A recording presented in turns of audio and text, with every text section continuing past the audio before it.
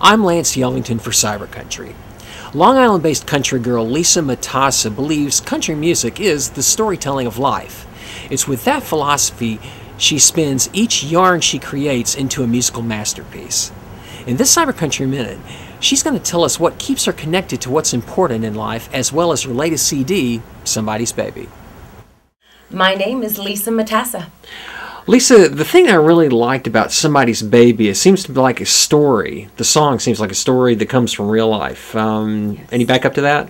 It's true. When the song was first presented to me, I felt such an immediate connection to it because I have two teenagers, 17 and 15, and they're going to be going off to school soon, and I want them to know that no matter where they are in life, however old they may be, they will always be my baby. I mean, my mom calls me 6 times a day, so I'm still her baby, but I think everybody has a baby in their mind when they think of the song and they hear the lyrics, they can relate to it. Well, one thing, too, that I noticed, you don't come from the typical background of a country music artist. No, not really, but I mean, I was born in New York, but I was raised down in South Florida, so that's where the country music influence comes from for me. And when I moved back to New York, music changed quite a bit, and you couldn't find country music anywhere. But so my music is really a little bit of the best storytelling of country music with an edge of New York rock and roll. So to me, that's Long Island country. One thing too, your musical influences have been pretty extensive and pretty varied too. Yes. I noticed in your music, your sound goes not in one specific area. No, it's a combination of things. I was a classically trained opera singer from 8 years old till about 13, and then I did some off-Broadway, and so that's where I guess the power in my voice comes from. But I've listened to all different types of music and all different types of singers, but I really love rock and roll, and I love country, so I try to do both. I did dab my feet, so to speak, in freestyle dance music back in the late 80s, early 90s, and that was a lot of fun, but not where my heart was. And my heart is right here where we are today, in Nashville.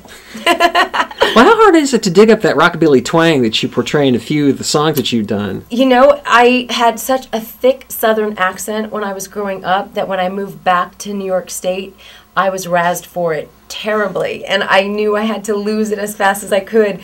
But I think it's endearing. I love the accent, and I know I don't have it anymore, but it's easy for me to, I guess, put a twang in there, but it just comes natural. And it's funny, when I was singing, when I was in my teens, and I was in New York, and I was working with different producers, they all said to me, you do something with your voice that lends itself to be country sounding, and you know, maybe you should try to do that. And I said, well, that's really what I want to do, but it's just a natural way for me when I'm singing, and you know, the way I guess present the song, you know, the delivery of the song is just natural. Well, let me ask you, with country music, every song is about a story. Yes. Is it important to you to portray the right message to every listener of the story in the song, or do you want to give them sort of a blank slate that they can paint the story as they see it? Well, as an artist, for me, I try to sing songs that I can personally relate to. I mean, that's important. You can't fake it. And if someone gave me a song that had to do with, you know, I don't know, washing the boat and then, you know, going out for a drive or something like that. I mean, that's not something that I do all the time. So I really have to feel a connection to it. And when people listen to the song, hopefully they'll be able to find some type of relation there, and there'll be an emotion that's evoked from it, from the songs that I do write or sing.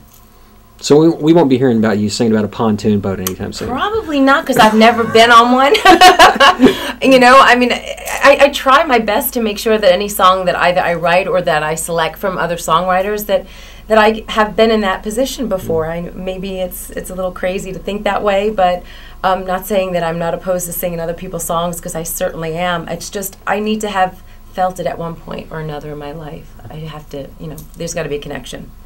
Well, the 3 songs that you wrote for your EP that's coming up, or Yes. that's just been released, How tough was it to distill all the stuff you've written down to those 3 songs that you're going to put on there? Because I know it goes through a long, arduous process of picking the right thing. Yeah, well, with 2 of the songs, Wouldn't You Like to Know and Girl with a Rock and Roll Heart, we actually had 2 different versions produced for those 2 songs. I mean, we had a Nashville version, and then we had a rock and roll version, a New York version, we called it.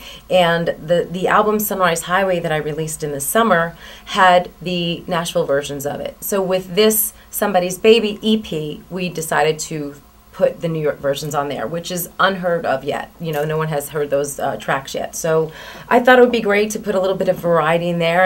And in this business, as an independent recording artist, you have to make sure that your face and your name is out there popping around as much as possible in a positive light. And you just want to make sure, oh, there she goes again. Oh, wait, there comes Lisa Matassa again.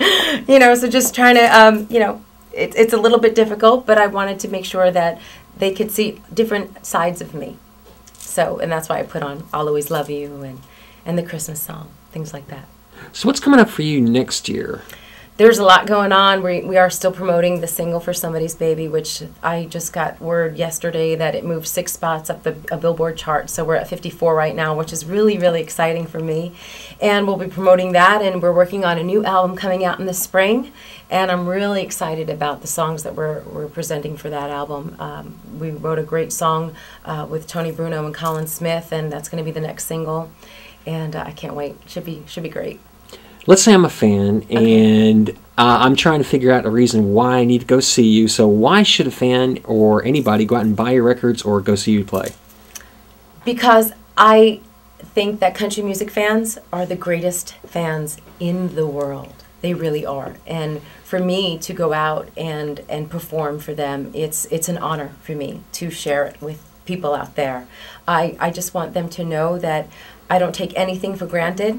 I promise to give you one hell of a show and make it worth your while. How important do you think it is to be connected to your hometown and helping out with their recovery effort after the Hurricane Storm Sandy? Yeah, that was pretty traumatic. It was probably one of the worst storms that I had ever seen in New York. So many people were affected by it, and not one person left unscathed with that storm. And it's funny, with New Yorkers, we all come together in times of trouble. We help out, and it's great with the neighbors all getting together and helping each other.